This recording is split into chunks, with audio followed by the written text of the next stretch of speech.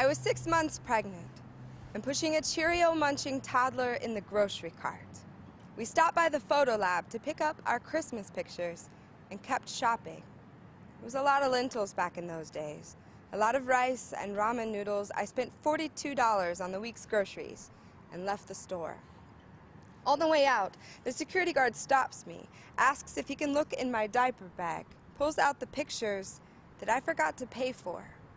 I apologize profusely, offer to pay for them. He chuckles his $8 an hour chuckle and says, "You had the chance to pay for them, lady." Escorts me to the camera room. Groceries left outside, baby girl on hip. I notice myself on the TV monitor. Wearing my favorite denim maternity shirt and cropped pants, I am startled by how responsible I look. You might want to call somebody to pick up your kid. I'd hate for DHS to have to take her. No, you don't understand.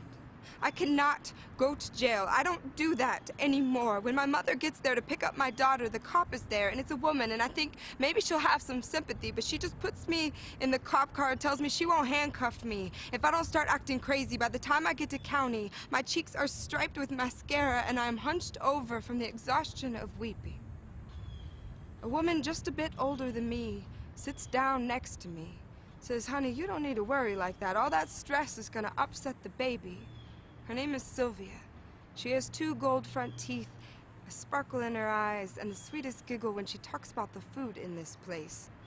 I don't tell her that this is the 3rd time I've been here, that I know how bad the food tastes. I want her to think that I don't belong here.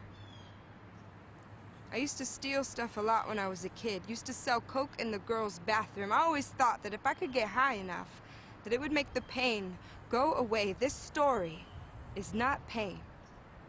I am white.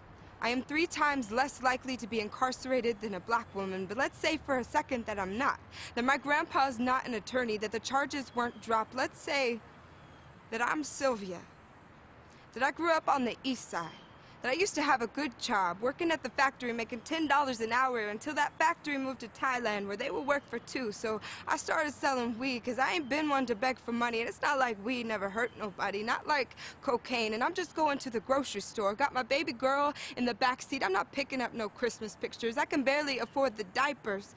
My headlights out, my tag's expired, and the cop pulls me over. He tells me I need to get out the car. He needs to search it for a bit. And I just picked up a £1/4, so he's got me on intent to distribute. I can't afford an attorney, and who's gonna take my baby?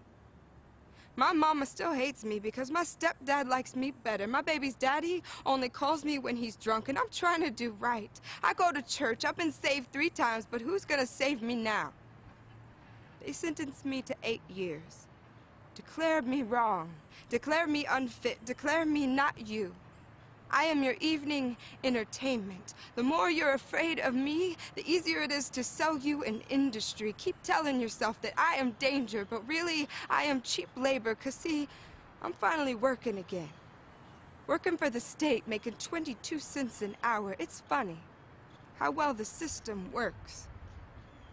This story is pain, because this story is so common for thousands of Oklahoma families. For every 100,000 people in Oklahoma, 124 are incarcerated.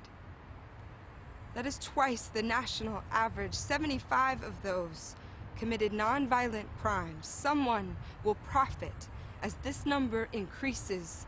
The rest will just keep shopping.